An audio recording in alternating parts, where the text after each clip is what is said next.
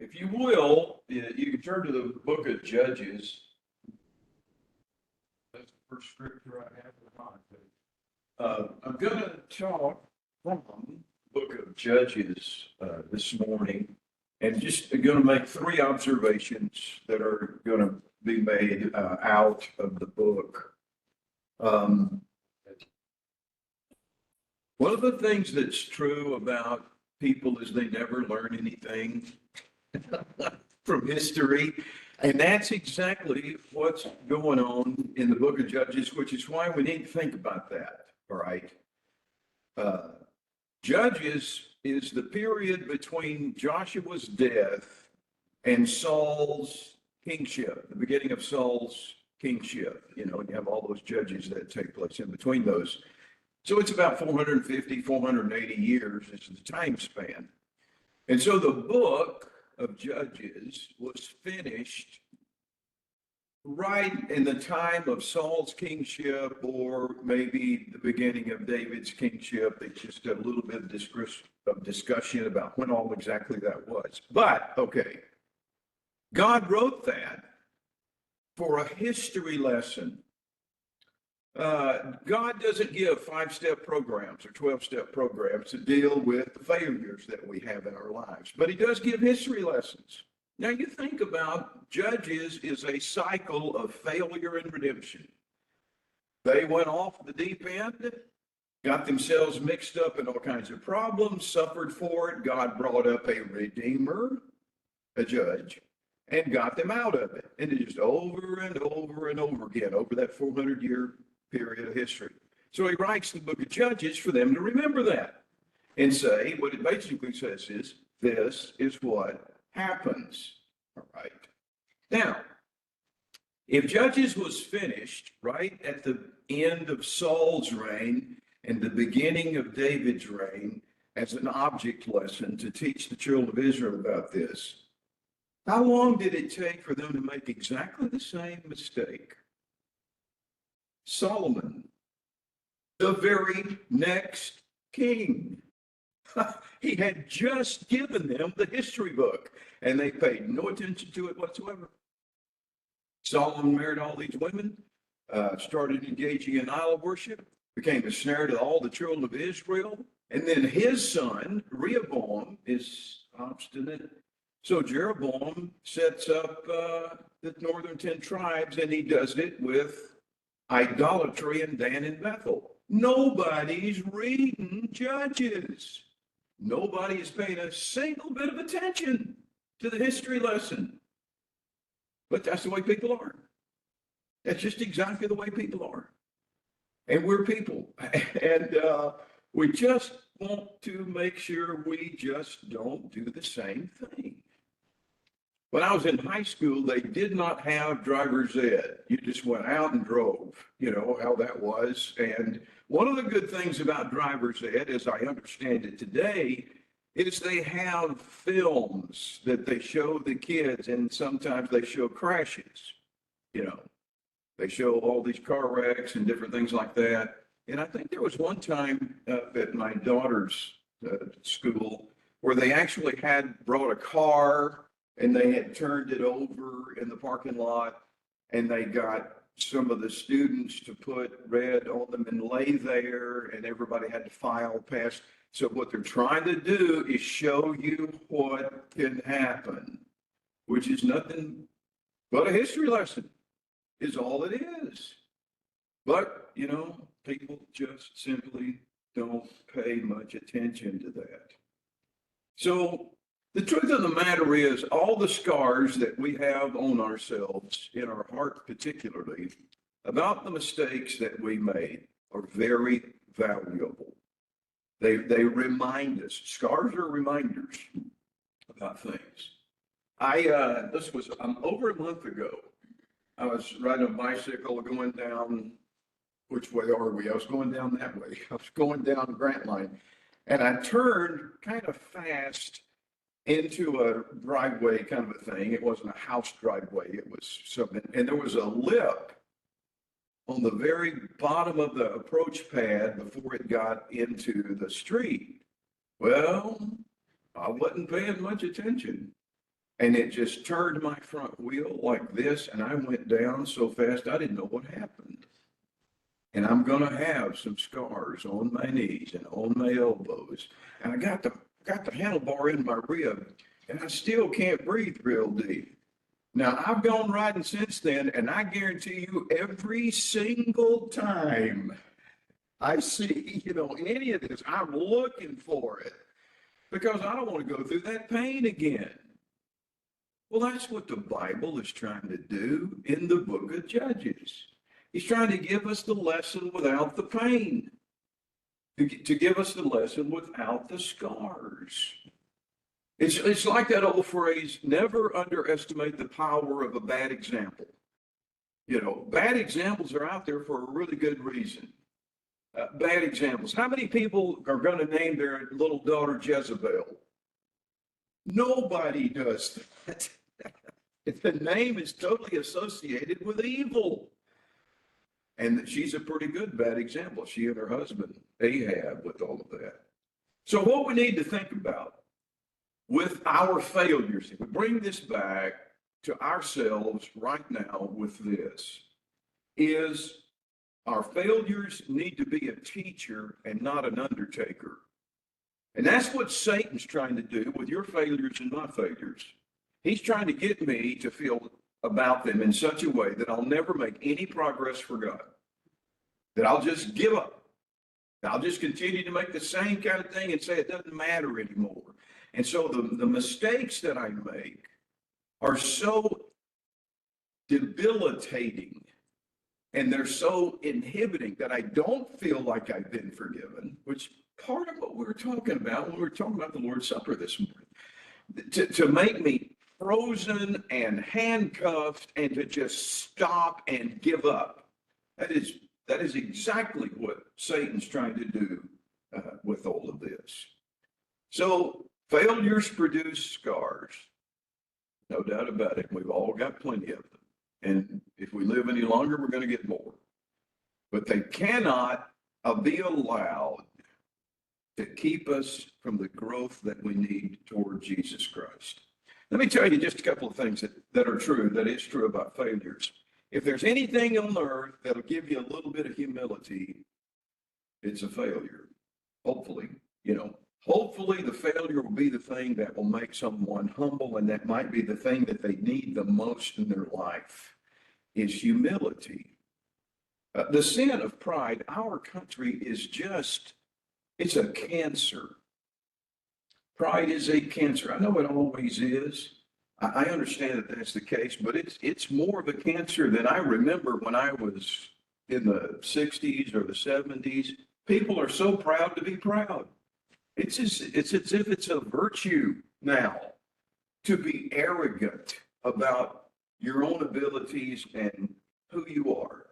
And a failure, one of the things it'll show me is I am not more important than anybody else. That's just simply not the case. And you know what? Neither are you. None of us are. And the fact of the matter is, nobody is.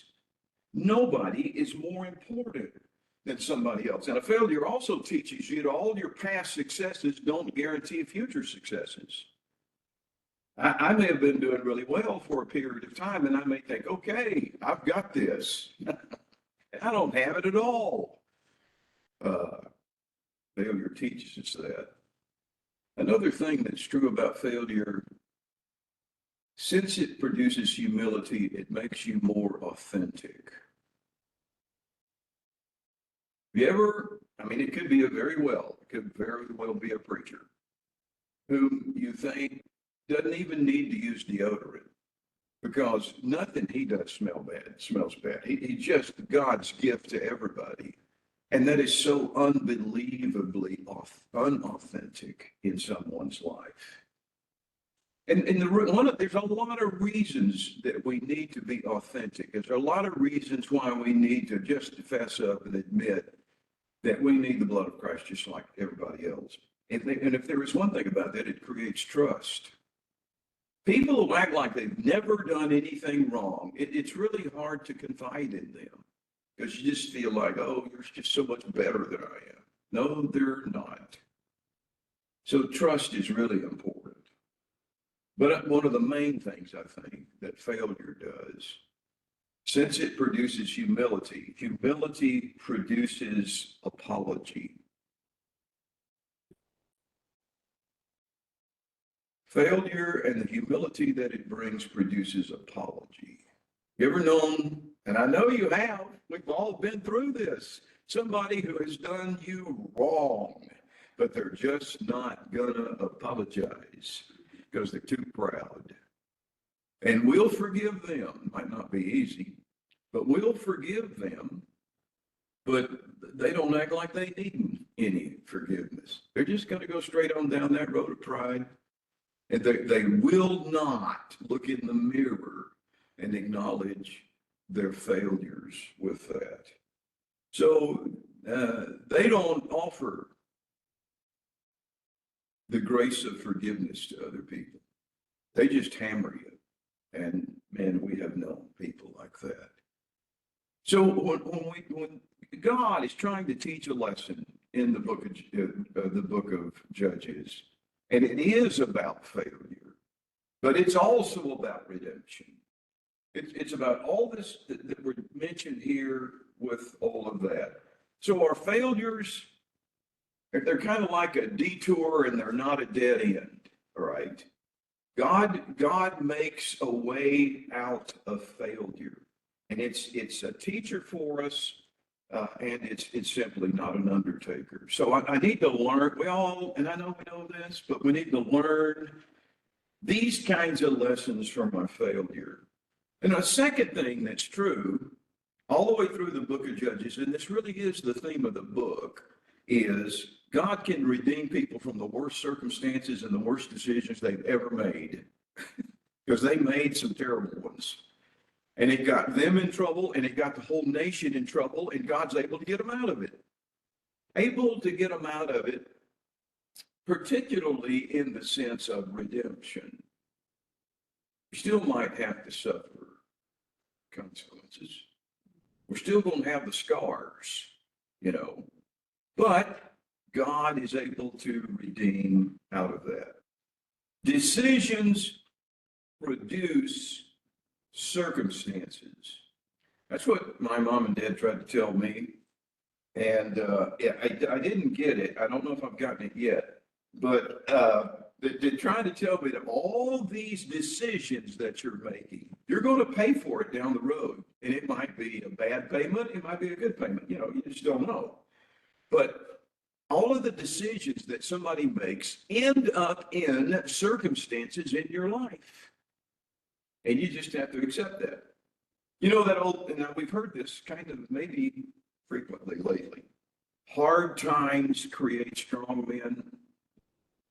Strong men create good times. Good times create weak men. And weak men create hard times. That is true. That is exactly the case.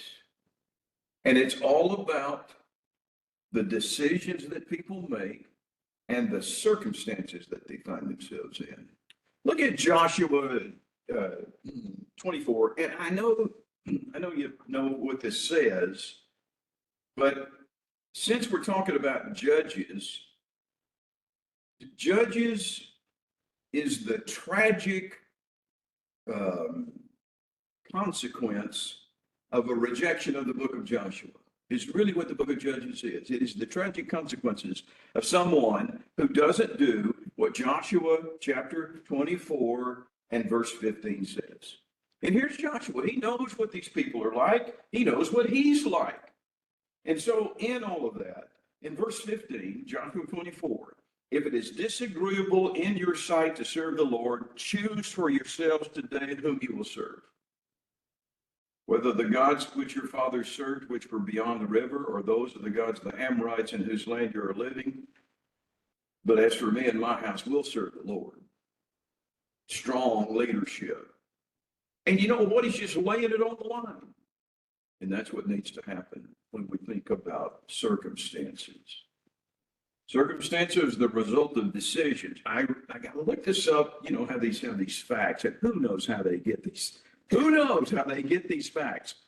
The average person makes 35,000 decisions a day. I think I make about half that.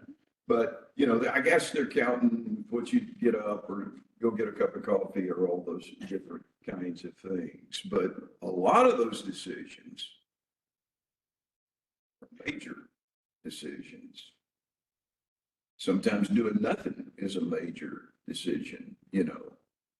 So decisions determine circumstances. But sometimes circumstances are out of our control. On Monday nights, we're studying in Genesis and we're in the Sodom and Gomorrah section right now. God's talking to Abraham, and Abraham saying, if you find just a couple of righteous people, will you spare the city? And God says, yes, I will. And he didn't find them. But the whole point about that is, I think, I just made the simple observation Monday night. There were children living in Sodom. And their circumstances were because of the decisions that their parents had made. Just like there's children living in San Francisco. Or any of these other places where vile conduct is taking place. And so they're going to suffer when God engages in judgment. They're going to suffer because of that. So I just wrote down a couple of things about circumstances can get beyond our control. Abigail was married to Nabal. I have a feeling it was an arranged marriage. Okay. So she didn't have anything to do with it. She was just stuck, although she got unstuck in a very dramatic kind of way. That's in 1 Samuel chapter 25. In Matthew chapter 25, Jesus is mourning over Jerusalem, and he knows there's going to be children that are going to be there in 70 AD. They're going to be killed. They're going to suffer because of the decisions that people make and the circumstances that come about because of the decisions. And then here they are. There they are with it. Habakkuk. Then this is the third one, the last one I'll give you here. Habakkuk chapter 3, verse 18 through verse 19. Habakkuk says, though there's no food, there's nothing to drink, there's nothing to eat, everything's destroyed, I'm still going to rejoice in the Lord. There were lots of children that died in that whole thing. And it's because their mom and dad made bad decisions. And the problem was they were being taught in their culture to make the same bad decisions. And you know how children are. They have that tendency to follow along that same kind of line. I didn't know what a doom loop was, but I just discovered it. And I thought, that's good. A doom loop is when there's a negative belief cycle. Negative belief cycle. If that doesn't fit with Judges, I don't know what does. And what happens in this negative belief cycle is the beliefs and the actions and the reactions work together to reinforce these negative beliefs. And we're in that right now in our country. We're in a doom loop. All of these ridiculous ideas that the supposed smart people are putting forward and teaching our children. It's nothing but a doom loop. There is nothing but doom at the end of the road. And that's what God's trying to teach them in Judges. So, all right. If you're in Judges, look at chapter 6. There are a lot of places that we could go to look at this kind of thing. But he tells what's going on, and then he tells the result. And what happens in this is bad times are the things that get people's attention. We are the most prosperous nation in the history of the planet. And that's not an overstatement. We have more than anybody has ever had. And yet people are pursuing wickedness. Chapter 6, verse 1. Then the sons of Israel did what was evil in the sight of the Lord. And the Lord gave them into the hands of the Midians for 7 years. The power of Midianite prevailed against Israel because of the Midians, the sons of Israel made for themselves dens in which they were in the mountains and the caves and for strongholds. For it was when Israel had sown that the Midianites would come up with the Amalekites, and the sons of the east would go against them, so that they would camp against them and destroy the produce of the earth as far as Gaza, and leave no sustenance in Israel, as well as no sheep, no ox, no donkey. And it just continues. He says in verse 1 the reason, and then he spends 6 verses describing the problem. They made their decision, now they're suffering the consequences. And what's going to happen in this is God's going to raise up a man like Gideon in verse 19 to get them out of it. And that's what Judges is just simply trying to teach. God, I mean, if there is anything that is taught in the book of Judges, it's God's patience, his patient love. If you've had children, I'm sure you've watched your children make some of the worst decisions that could ever be made, and you just have to sit there and watch them. You can't do a thing about it because they're going to make their decisions. And all you got to do is look in the mirror and look at all the decisions that you've made, and people told you, and you still made them anyway. And that's the way people are. So decisions equal circumstances, and circumstances sometimes are beyond our control, and then sometimes they're not. Sometimes we can change. I'll tell you what, look at Romans 5, just to touch on New Testament here. Romans 5, beginning in verse 3, just read just 3:35 here with this. And not only this, but we exult in our tribulation, knowing that tribulation brings about perseverance. Let me just stop right there. Are you in tribulation right now? I have no idea. But are you letting it produce perseverance, or are you letting it bring you away from God? All right, just notice what he says. And not only this, but we also exult in our tribulation, knowing that tribulation brings about perseverance, and perseverance, proven character, and proven character, hope. Hard times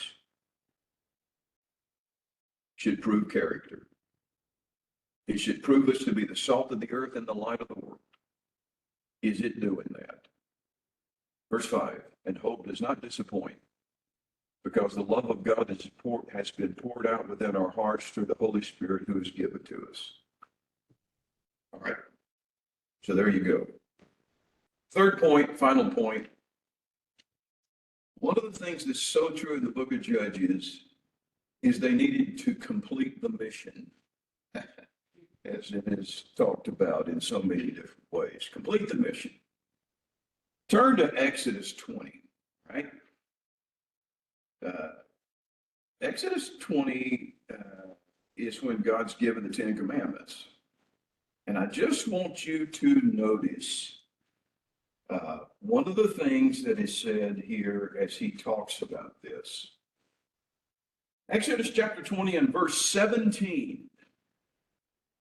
You shall not covet. Right?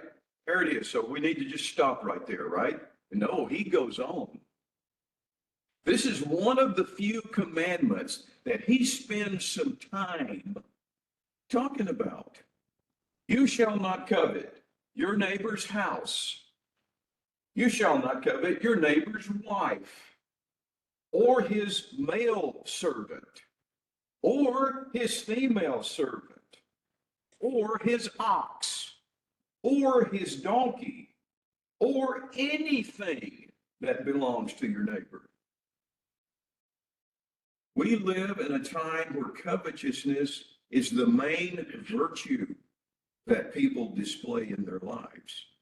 They don't like the house that they live in because they see a better house and they think that guy robbed me to get that bigger house.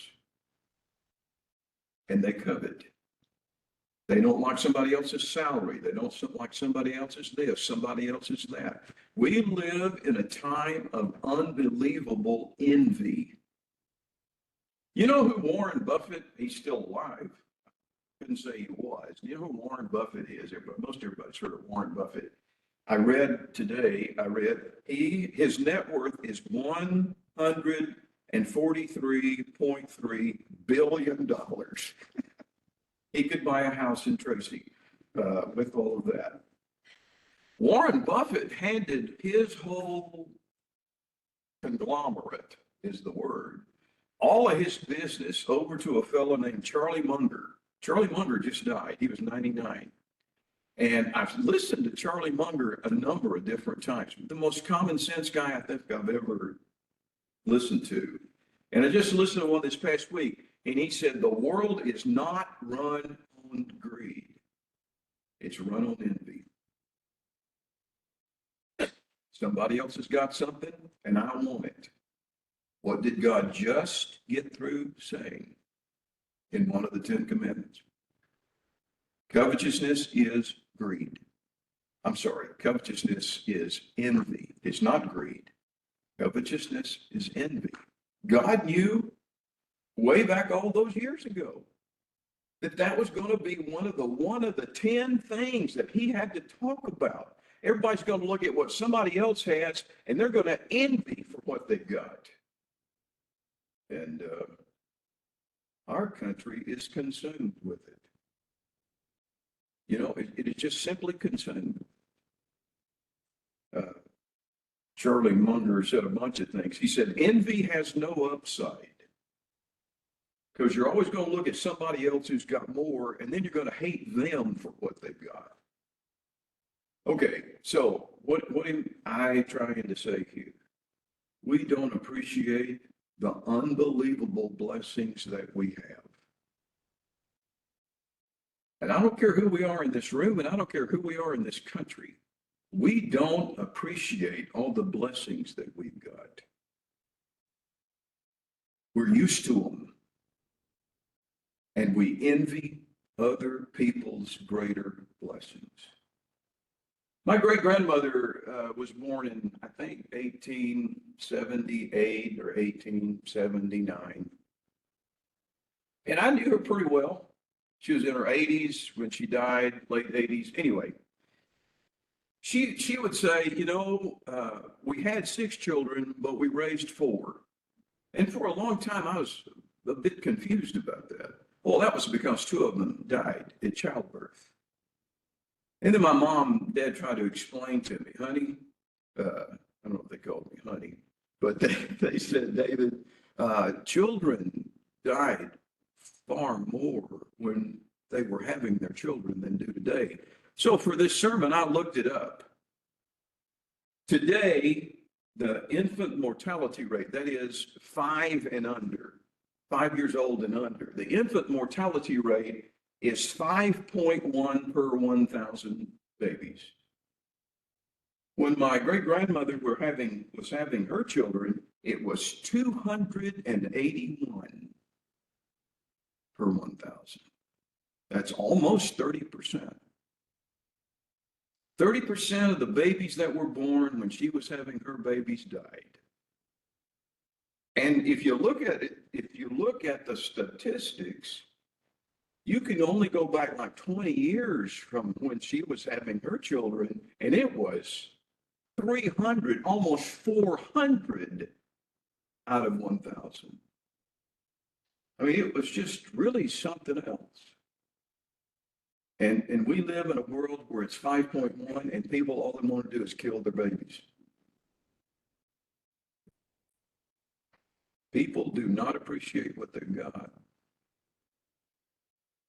So when God says that fear God and keep his commandments, and when God says don't covet, and when God says, I want you to look at what you've got and be happy with it, he really means that.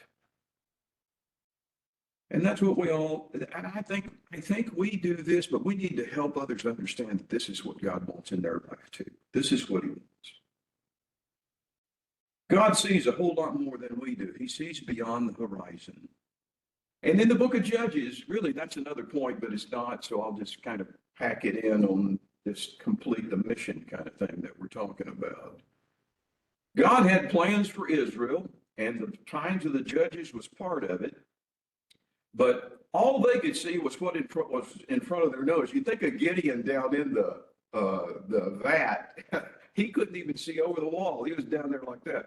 So this vision thing, God sees so much further than we do. You know, we need to look at where our life's going to end.